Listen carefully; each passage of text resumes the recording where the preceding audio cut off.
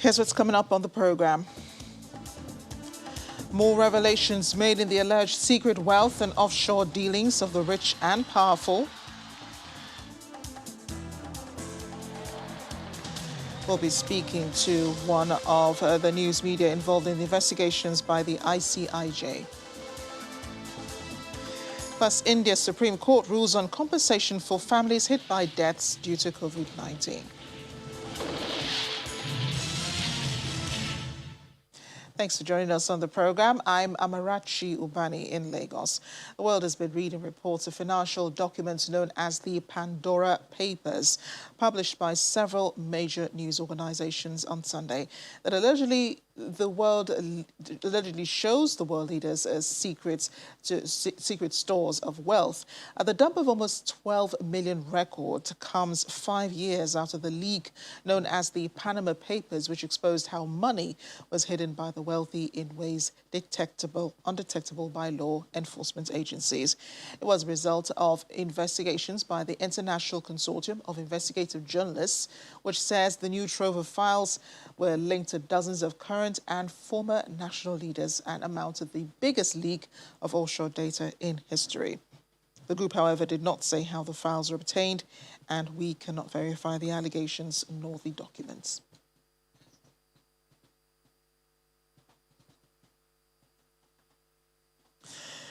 Well, interestingly, some world leaders have been reacting to the allegations in the Pandora Papers. The Jordanian royal palace says the king's properties are no secret and were used during official visits, as some are used during private visits as well. Even the Kremlin says it sees no evidence implicating the president's inner circle, despite allegations to the contrary from news organizations.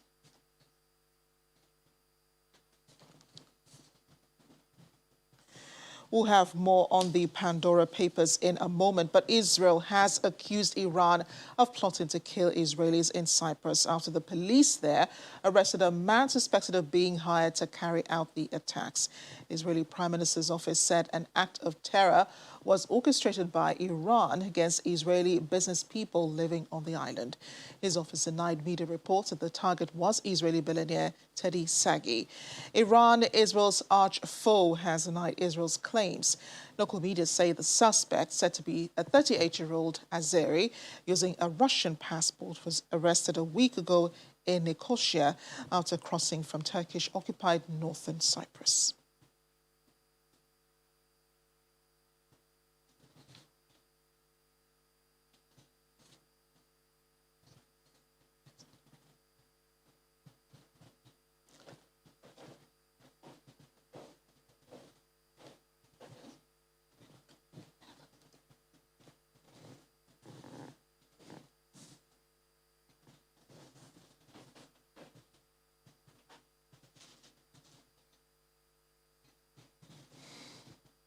Well, we can talk some more now about the Pandora Papers, those financial documents that were leaked by the International Consortium of Investigative Journalists, which says the new trove of files were linked to dozens of current and former national leaders and amount to the biggest leak of offshore data in history. One man who can give us some answers about, the verification of the alleged documents and, the files that were obtained is Nicholas Ibekwe. He is the head of investigations at Premium Times Nigeria. Nicholas, thank you for joining me on the program.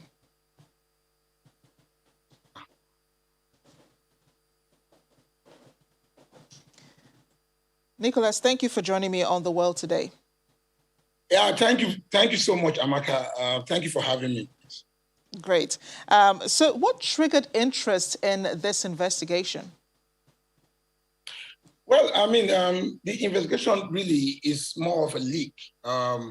It's the third itinerary in the whole leak that we've had in recent time. So we've had the Panama Papers, we've had the Paradise Papers, and now we have the Pandora Papers. But and all three have been led by the ICIJ. The ICIJ is the International Consortium of Investigative Journalists. So this is basically people giving us files of secret files some of the most powerful and wealthy people across the world, and where they hide their wealth in offshore, how they probably evade taxes, how they hide properties. It involves celebrities, it involves known criminals. It also involves politicians and people who are politically connected as well. So we have a lot of PEP, politically exposed persons, who their names and their secret files have been kept in these offshore providers. So it was a file that was retrieved from about 11 offshore providers across different jurisdictions. So, but mostly they are from the BVI, from Panama, from Bahamas, and even from the USA, because a part of the USA, also a place like Delaware is also known for providing tax haven facilities and shell companies as well. So that is how the whole investigation came about. To arrive at, the results of the investigation, over what period of time did this take place? Well, yeah, we have been working on this for 2 years. I mean, those of us in the Nigerian team, Premium Times is the only Nigerian newspaper who is involved, because we've had we participated previously in both the Panama Papers and the Paradise Papers as well. So we've had a series of meetings. Even some of the meetings took us out of this country. We've been going through troves and troves of documents. But the whole thing is just done.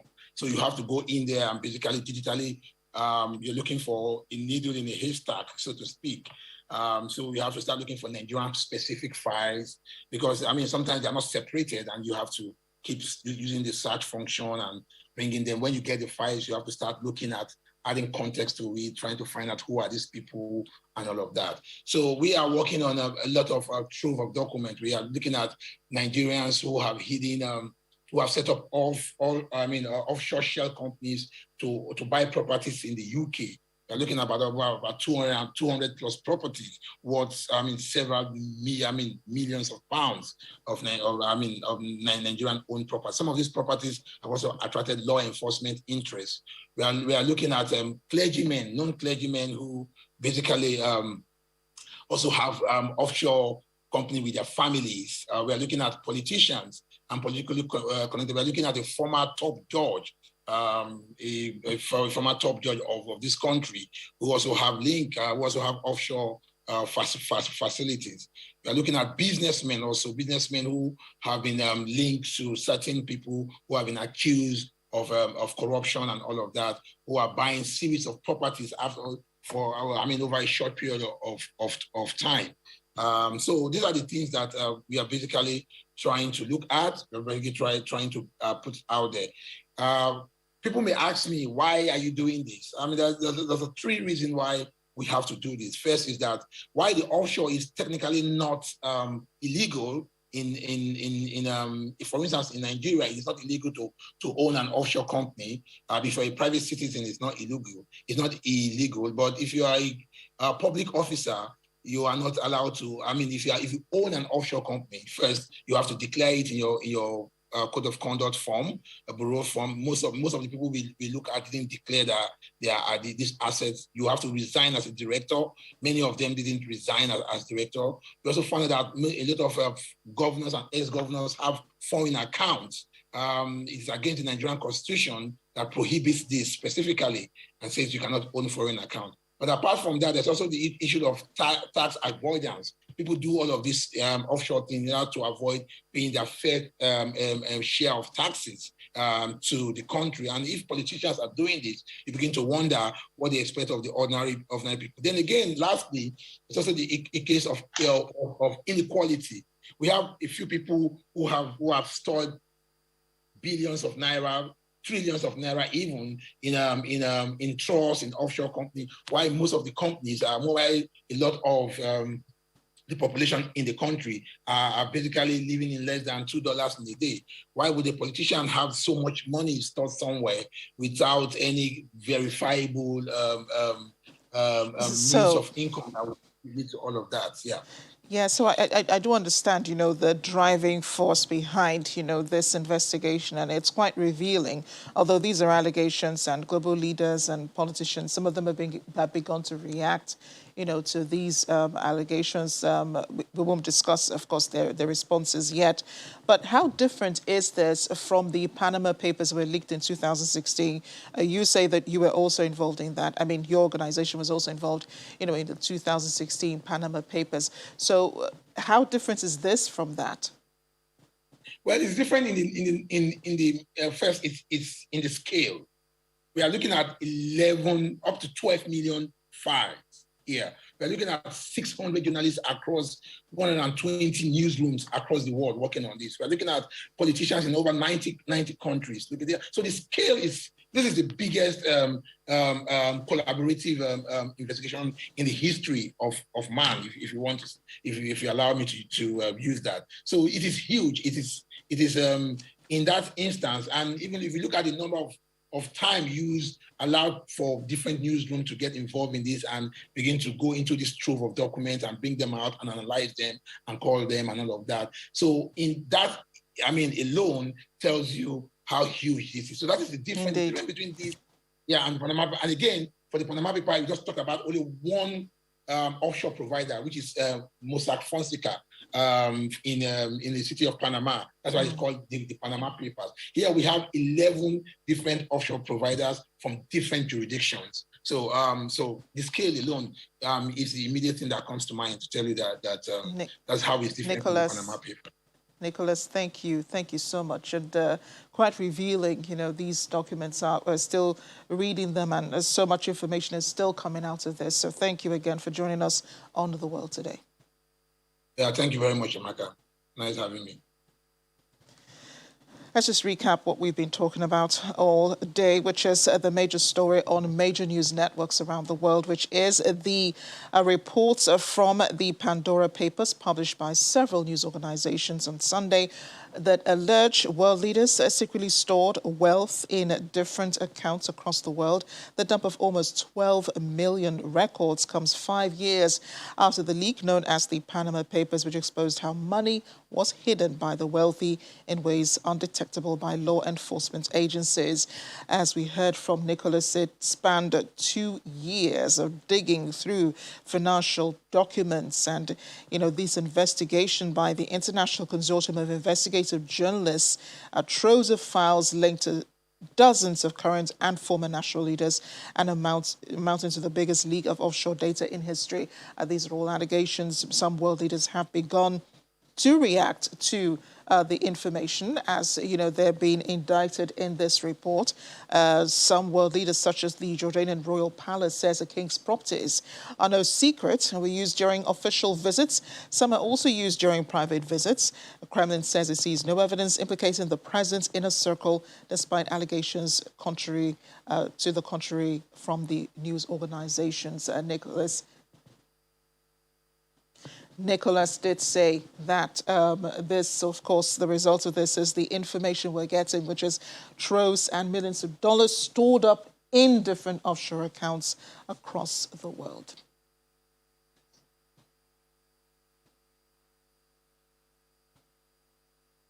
We'll have more after the break. Plus,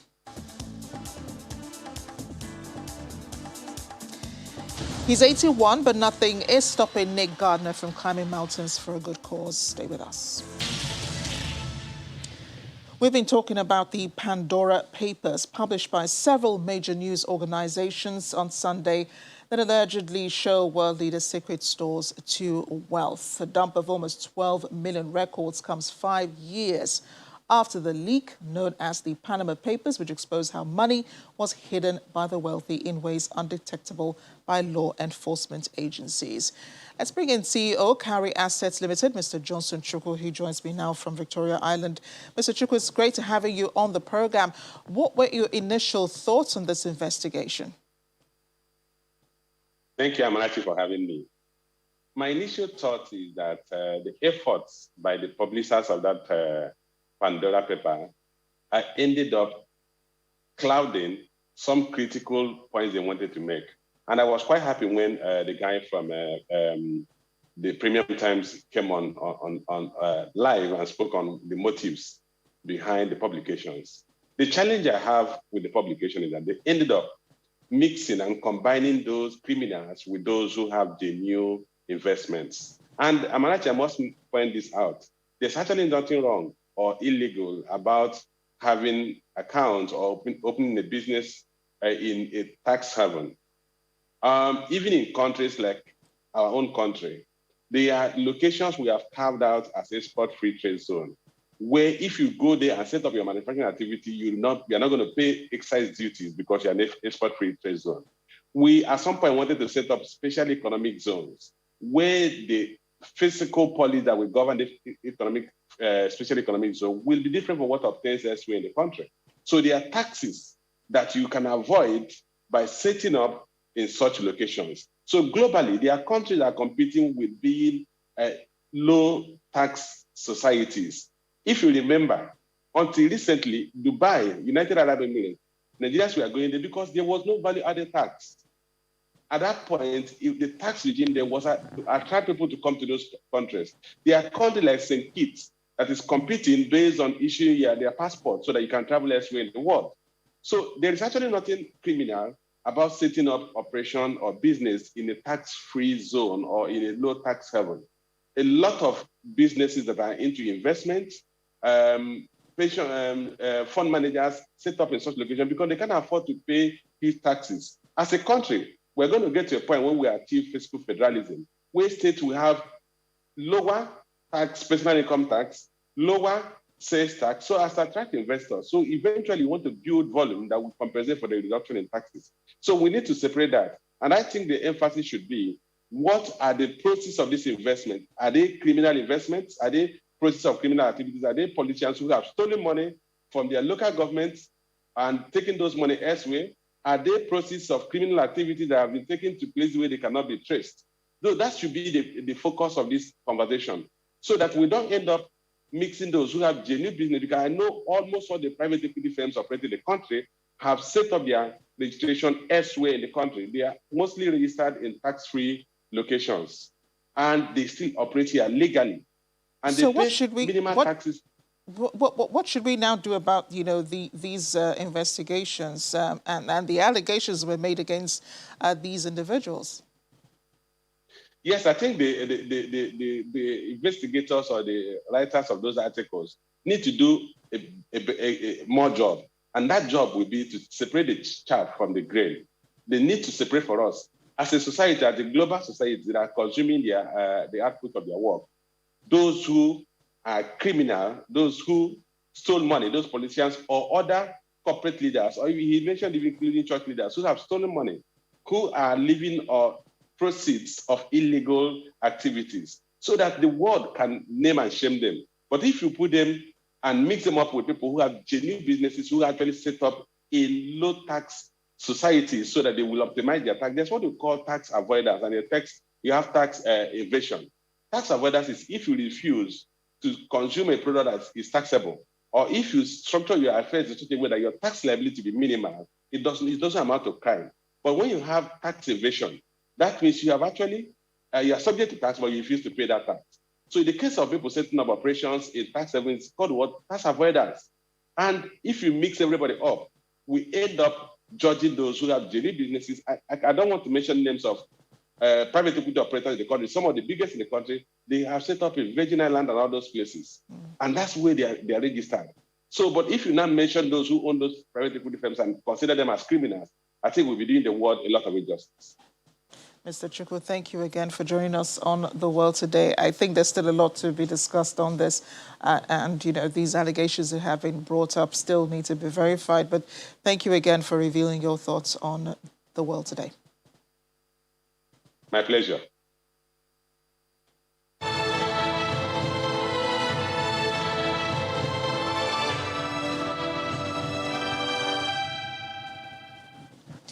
India's Supreme Court has approved for the government to pay 50,000 rupees, $674 to families as compensation for every death due to COVID-19.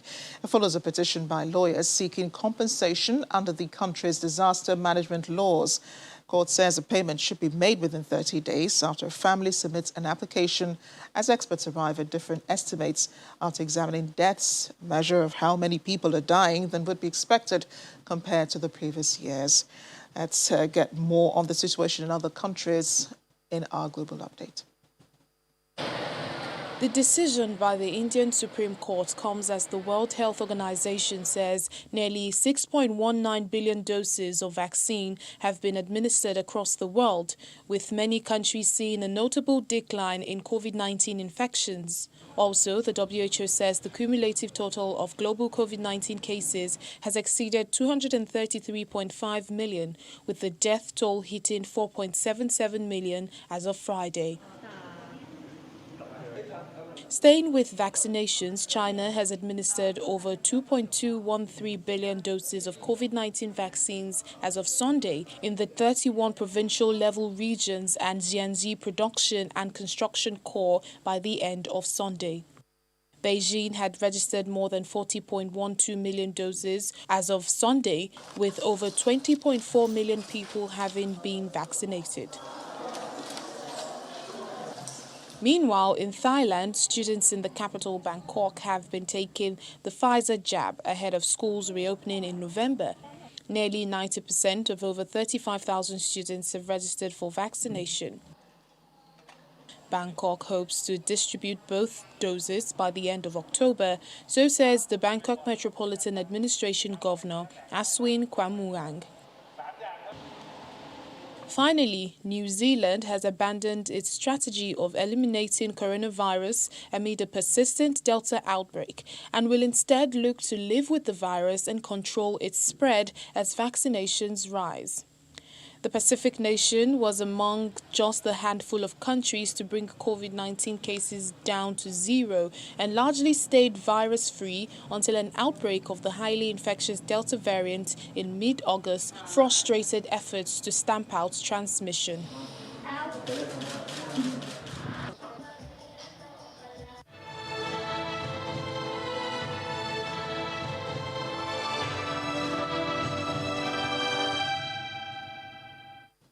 At the windswept summit of Wakal Etiv Moor, a Scottish peak more than 1,020 metres above sea level, 81-year-old Nick Gardner stops to gaze down at the rugged peaks, lochs and valleys visible through the drifting clouds.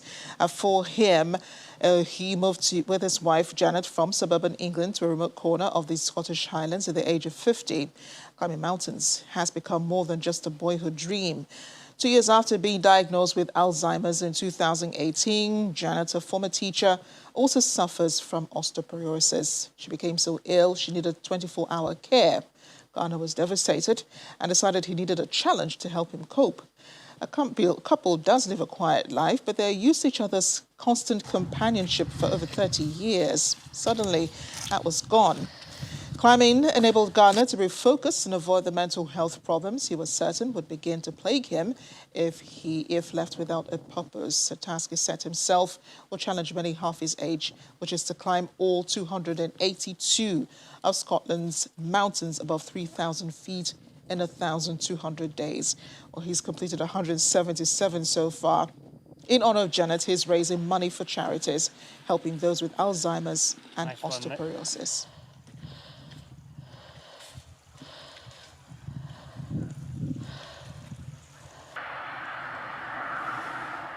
That'll be all on The World Today. Thanks for watching. I'm Amarachi Ubani.